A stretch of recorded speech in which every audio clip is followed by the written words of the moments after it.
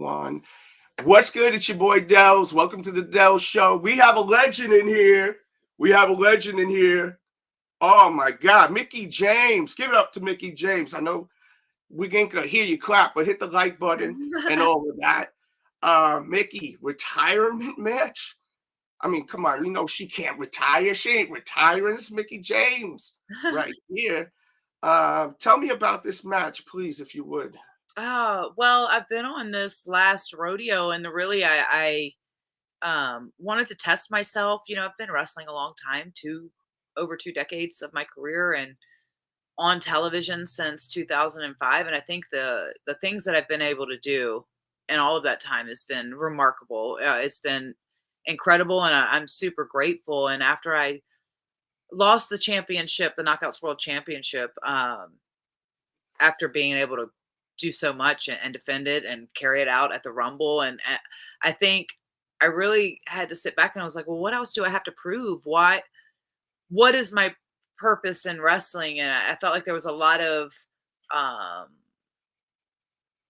talks about moving behind the scenes and maybe Mhm. next chapter and stuff like that. And, but there was also that wanting to wrestle still. And I felt like if anything, that if I was going to stay in the locker room, if I was going to stay a talent on television, I just needed to prove to myself. I needed to prove to the girls in the locker room and to the fans that I still belonged, and if I was going to, I always wanted to retire while I was on top and go out and not just fade off into the sunset or become like a shell of my former self, and Mhm. where it was like those comments of like, "Oh, she was awesome at one time," like, I just wanted to be Yeah, remembered. that's whack. That one time Yeah, I thing. wanted to be Yeah. remembered in a light that was worthy of my career, but I also just wanted that button, that final bow that was also I could tip my hat to and go like, "You know what? That was awesome on the way out." And I think that that's challenged myself and this last rodeo and the women I've been able to stand across the ring with, it's been really special. And I've been able to do that. And I've been able to challenge myself against a whole new generation of talent and with a whole new perspective and expectations from the fans of what they want to see from women's wrestling and what, you know, that is in 2023 now. So it's wild and I feel like I've been able to have some of the best matches of my whole career and um been able to do that leading up to Hard to Kill because every challenge has been a little bit more difficult. It's been a little bit more of a struggle and I've never faced Jordynne before, but I've watched her side by side Mhm. as we've been getting here to Hard to Kill, and she's held onto that championship very tightly. And she's a strong woman, and she's an awesome representation of what the landscape is outside in women's wrestling now. And I know that she wants to hold on to that championship because it means a lot to her. Uh, but I also don't want to lose, and I'm not really ready to retire. But if there's going to be someone to take me out, I guess, and do it, she's a hell of a woman to do it, and I Yes, respect. she is. Yes, she Yeah, is. I love that shot where you guys are all together in the ring and you're just scoping that title. it's all That, about the that was championship. special. That was special. Thank you. That set a tone right there. So I like that. You know. Well, for me, it's always been about the championship. Mhm. It's always, you want to be the best. If you don't want to be the best in this business, then you're in the wrong business. Right.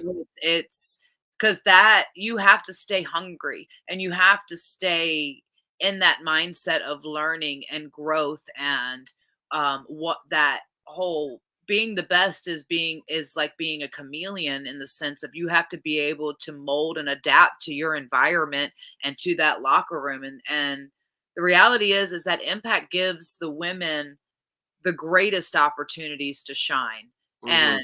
and they always have, and that's the difference in that division, and that's what's made that division so special and why women clamor to be a part of that division because they know that there's opportunities that they may not get anywhere else, to main event, to have last knockout standing matches, to now the first ever Ultimate X type of match, to the Texas Death Match that I was a Yeah. part of. And it has been a while since I'd been a part of a hardcore styled match, to cage matches, to main events, to all of these things that, 10 years ago, even was still 5 years ago, was unheard of. Like, we were Big just time. starting to break down, and they've always been ahead of the curve on that, and they've always treated the women and the women's division as a real special part of the show and of the roster. Um, so yeah, it's just cool. It's cool, and this is my third time back at Impact, and I think I didn't come back originally with the intentions of wrestling, and I came back more to help to promote Empower and Mhm. to be able to do something magical there. And so when I won that championship against Deanna and that whole story, um, it meant a lot to me. It meant, it really did. And then so when I lost it, I just felt like that was cool and that was it. And if I was going to come back, it needed to be something special, and I needed to prove that I still belonged. And I didn't want to just come in and be like, "Hey, give me a title shot." I wanted to earn it, just like Yeah. anybody else would. Anybody else on that roster would have to earn it. And there's that. If I wanted to prove that I was worthy of sticking around in that locker room, I needed to earn it too. Yeah. I mean, I'm excited, and the world's excited, and that is gonna be on the 13th. So make sure to Friday check the that out. 13th. Yes. Wow. I would do Spooky. a I know. I don't know what that. uh, Mickey, Yeah. I heard your first crush was Patrick Swayze. Is that true? Oh my God, and Dirty Dancing, I cannot. It's the greatest film ever made. I felt like I was baby and I carried the watermelon my whole life. No one puts baby in the corner. Nobody. And I just wanted to, Nobody. I was like, oh, look at him. I could dance like that. I cannot dance. I mean, I'm sure if I tried to take lessons, I could kind of sort of look like I could dance like that, but I can't. I step one. Uh, I want to lead. I want to, I just want to mhm. do this. I want to stay in my box. It's all the things. God, yeah, I loved him so much. Oh, Tell and me about. he's Oh, like oh, go when ahead, please. that movie hit, when that song hit, and I was just like, "Don't go, don't go." Yeah, I love it. yeah. Tell me about this album I keep hearing you are so into, this Metallica San Francisco Orchestra album. Have You you are not heard the album? Have I you heard have, but people have told me that you are obsessed with this album. I am obsessed with Okay. that album. I think it's the greatest album Metallica's ever done, but I also think that, it's one of the greatest albums done. The way it was I'm a big fan of classical music, and maybe because I played the Mhm. violin for so long, Oh, but wow. to hear these like iconic songs, these hits from Metallica, but Mhm. hear them backed behind by this orchestra, it just gave this a new power behind the songs. I get chill Yeah. bumps when I think about it, and when I work out, Yeah, like I'm actually getting it too, to be honest with you. I yeah, when love I work Metallica. out and those it hits and then you can hear the symphony behind it and the Mhm. strings. I'm a big violin fan. It's one of my favorite instruments. I just Mhm. love stringed instruments anyway. Um, but just to hear that all that power and music to me is like just like wrestling, it really moves you, and a Yeah. song can take you to a place or a time in your life and you can relive that moment all over again. And they're so powerful because a good song will tell a story, a good song will take you on that ride so you can almost live it Mhm. with the artist that created that um song. And which is why I love songwriting so much, because I feel like it's just a way to release that outlet of just getting your feelings. And sometimes you can't articulate these things in words or just having a conversation, but you can make it in lyrical form or in art form somehow. Yeah. It helps you. It's therapeutic, but that yeah, it drives me in the gym. It just, Mhm. or if I'm on a road trip and I'm driving, I'm just like, ah, I love feeling like music to me is just so powerful. It's everything. To me, music Yeah, is everything. yeah, And one thing about that album I thought was special is because of Metallica, how many different changes they have in their songs. yeah, So with all those changes already without the orchestra is fire, right? It's right. pretty intense, it's dope, and it definitely it sets a tone. There's always something new that they always just switch it up during the breaks, Yeah, pre-choruses. It's crazy.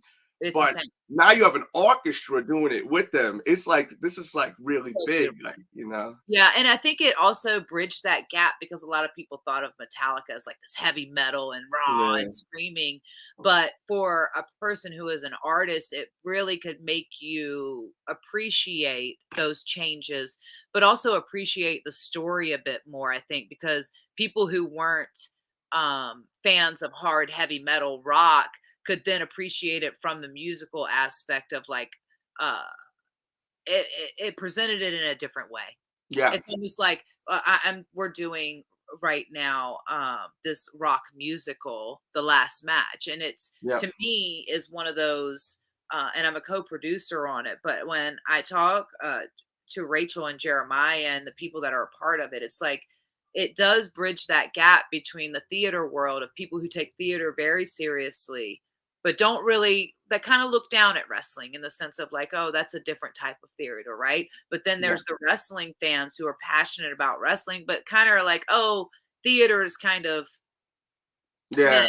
you They know, just but have a it label. bridges the Everyone's gap with labeling, like this sampling rock for everything. music behind it, and it kind of pulls in everybody. And uh, it's an awesome show, by the way. If you get a chance, go check it out. I mean, Definitely. it's Everyone. just Please. coming out, and it's just they've only had 2 showcases, but the soundtrack is already out. But that's why I wanted to be a part of it because I really felt like it was like this unique blend to kind of bring together all these audiences who just have this genuine love of storytelling in Mhm. different ways. So, yeah. But I mean, music sets the tone when y'all walk out that ring. I mean, it really sets the tone. I mean, It really you have to have a good song. if you have trash music, it just sets it off bad It's to begin with.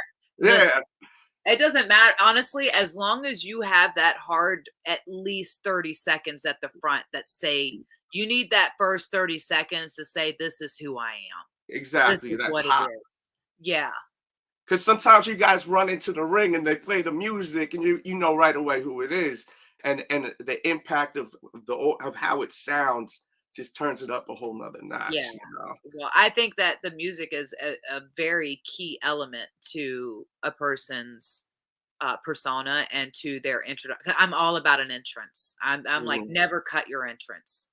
Do your entrance Yeah. because that 2 minutes or 1 minute or whatever it is all about you. Don't run to the ring and try to rush it. You need to relish that because that's when the people are soaking it in, and then you have in the ring is when you back it up. But Yeah. always, you got to have a killer entrance. I mean, I would assume the talent, you guys are soaking it up too. You got the fans screaming, you got the Yeah, you music gotta coming. relish those moments. What Yeah, are you gonna throw absorb it that away? love you getting, right? Or the hate, depending, heel baby, baby face. But I mean, either Yeah, way, you love it. If they booing you, that's beautiful too, right? it So is beautiful because that means if they're booing you and they're you're getting a reaction. your tail hold, then that means you're doing your job.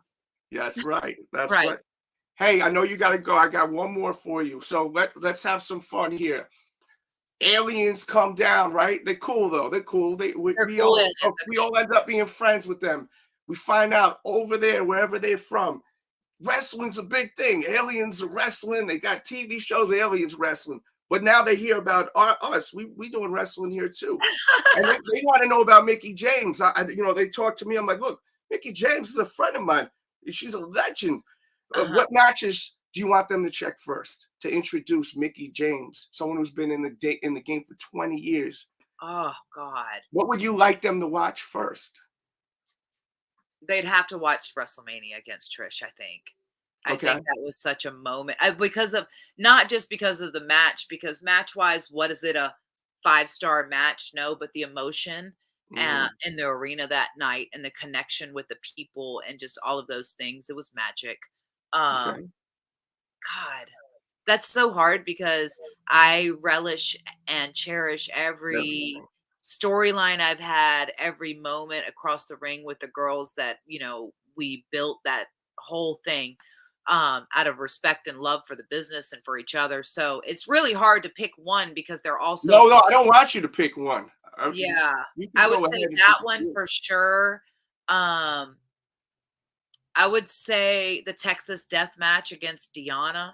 For Yeah, sure, because that that was was a amazing. way of challenging myself that I'd not really done. I'd had hardcore type of matches before, but not to that level. And I think for the fact that it was incredibly powerful because the knockout world Power championship off. was on the line as the main event for the first time ever as well. I Mhm. think the cage match against Victoria, um, when I wrestled her in the cage, and that was probably my second time in a cage ever. Um, but we were also the main event of the show in a double segment of TV. It was pretty electric and it was pretty wild. Oh God. The elimination chamber match. Mhm. That would be, yeah, that was special. The Royal Rumble for that moment alone when the Forbidden Door was blasted That down. was I was so happy when that happened. I was like, "Yo," that Yeah, was everyone was. Everyone was like, yeah, this is like some rock star moment shit right here." This is right. The match against Beth Phoenix when I beat her for the title in London, which was the first mhm, time that championship had changed hands overseas. mhm. Um, that was awesome. God, I could just stay here. I could list them Yeah. forever, like, and I don't ever think maybe it wasn't because they were the greatest matches of the world, but it was because the emotion involved in the stories, Mhm. and so I've been able to do a lot Yeah, I mean, more I than I think could have ever imagined. So when you have a match and we could actually feel it, like, and it feels like, you're not even you we know about what rest like, quote unquote, and everything, but when you forget about all of that and you're just into the match so much, you're like sucked in. It's yeah, special. it is special. Um, It is it special. definitely is. So I know you got a ton to do today, so I will just say thank you. I appreciate you. I got to ask this one. It's a quick question. Someone's dying for me to ask this. When you eat your cereal, do you put the cereal in first or the milk first? Cereal first. Of course, me too. You gotta What are pour it you? over it so you Who can. puts in milk first? What are they crazy? No, I think they are. I think they're like literally like psychopaths. Anyone The that does only it. time the milk is in first is when you're going back for a second bowl to Facts. reuse the milk. Yeah. And then it's already in there, and you're like, "Ooh, do I drink this milk or do I have one more bowl?" And Yeah. typically, let's face it, we have one more bowl. How could we not? And Right. then we drink the milk, and then it's double sugary. It is, and then you're like wired like that, running around. What's your favorite cereal, real quick? Oh my god. I'm a classic. I love some Honey Nut Cheerios. I love Yeah. Frosted Flakes. You can't go wrong with the classics. Always delicious. I do love the Cocoa Krispies. Big Yes. fan of those. And the Reese Puffs one, the Oh where it's yeah. chocolate and the Reese Puffs, those are pretty awesome. Mhm. Apple Jacks too. Apple Jacks. I don't know if it's the nostalgia for me because my grandma always had Apple Jacks in the house. Uh but they're some of my favorite. I think it's the little buttons on the O's. It's like the Uh-huh. little special like sugar buttons or whatever. They're not buttons, but you know what I'm talking about. I know what you're talking about. Yeah. They're Hey, it sweet. was so great talking to you. Thank you so much. Make sure to check out Mickie James, all social media platforms. I'm sure you're already, and if you're not, please do. Also, Hard to Kill Impact Wrestling, Friday the 13th. Friday the 13th. Wow, spooky. This is going to be epic. Check it out. Thank you guys so much. And we out.